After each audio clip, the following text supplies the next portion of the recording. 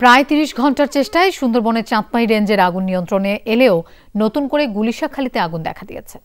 সেটা যেন না ছড়ায় সে চেষ্টা করছে ফায়ার সার্ভিস ও বন বিভাগ। এর আগে দুপুরের দিকে কলমতেজি ফরেস্টের আগুন নিয়ন্ত্রণে আসে, তবে পুরোপুরি নেভেনি। বন বিভাগ বলছে এখন পর্যন্ত ৪ একর বনাঞ্চল পুড়ে গেছে। কারণ অনুসন্ধানে ৩ সদস্যের কমিটি করা হয়েছে।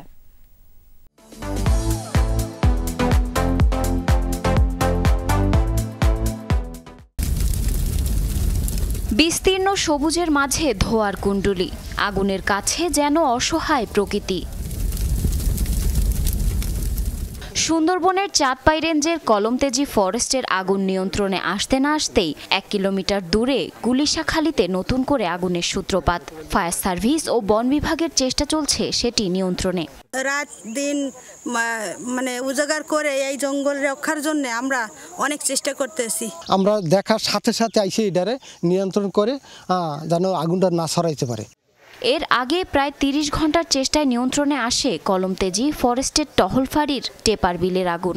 শনিবার থেকে বন বিভাগ ও ফায়ার সার্ভিসের ৬টি ইউনিট অগ্নি নির্বাপনে কাজ করে। পানির অভাবে আগুন নেভানোর কাজে বেগ পেতে হয়। রাত ৪:৩০টার সময় আমরা এখান থেকে বেরিয়ে গেছি, এক সেট করে গেছি আর এক সেট বসাই গেছি। রাতের বেলা পাইপগুলা ওনাদের কাছ থেকে আমরা ৩৮টা পাইপ পেয়েছি। আমাদের পাইপের সাথে কানেক্ট করে আমরা শেষ মাথা পর্যন্ত, অর্থাৎ যে জায়গায় আগুন লেগেছে সেই জায়গা পর্যন্ত আসতে পেরেছি।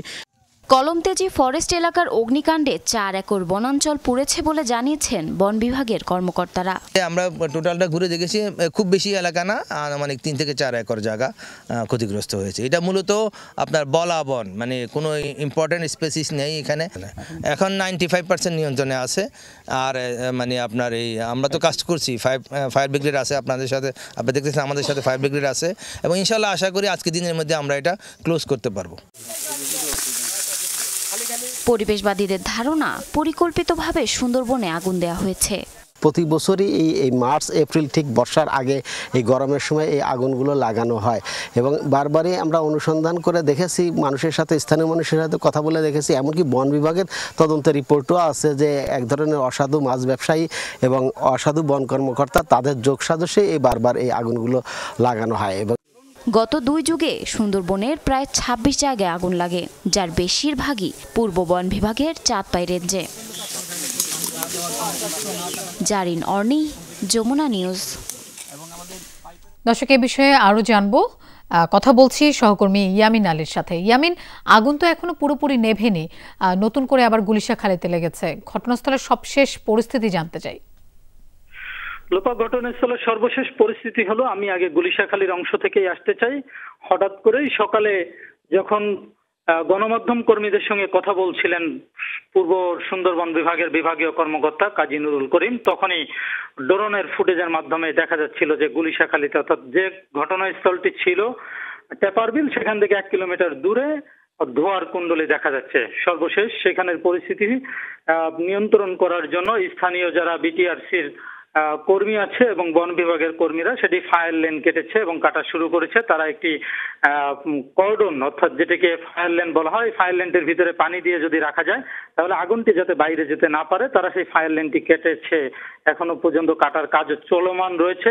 তবে সেখানে অগ্নি নির্বাপনের জন্য যে পানি দেওয়ার যে ব্যবস্থা সেটি এখনো নিশ্চিত হয়নি। কারণ হলো যে এখান থেকে সুন্দরবন খুব দুর্গম এলাকা, লোকালয় থেকে প্রায় ৪ কিলোমিটার দূরে। পানি দূরে থাকার কারণে সেখান থেকে যে পানির যে উৎস থেকে পানির যে পাইপটাকে এখানে নিয়ে যেতে হবে, সেই কাজটি তারা শুরু করেছে মাত্র কিছুক্ষণ আগে। অর্থাৎ এটি যদি সন্ধ্যার আগে এই কাজটি শেষ করা না যায় তাহলে রাতে পানি দিতে পারবে না। সেক্ষেত্রে বেশ খানিকটা ঝুঁকিতে পড়তে পারে, অর্থাৎ আগুন ছড়িয়ে যাওয়ার একটা শঙ্কা রয়েছে। তবে বন বিভাগ এবং ফায়ার সার্ভিস বলছে যে যত কষ্টই হোক তারা এটিকে চেষ্টা করবে যাতে এই আগুনটি ছড়িয়ে যেতে না পারে। তারা এখানে পানি দেওয়ার যে বিষয়টি সর্বোচ্চ গুরুত্ব দিয়ে তারা বলছে যে তারা এই ফায়ার লেনের ভিতরে পানি দেওয়ার বিষয়টি নিশ্চিত করবেন। এতটুকু পর্যন্ত তাদের সাথে কথা হয়েছে। তবে এই এলাকাটি পূর্বের যে এলাকাটি ছিল সেই এলাকা থেকে একটু ছোট, অর্থাৎ তারা বলছেন যে ১.৫ থেকে ২ একর জায়গা হতে পারে।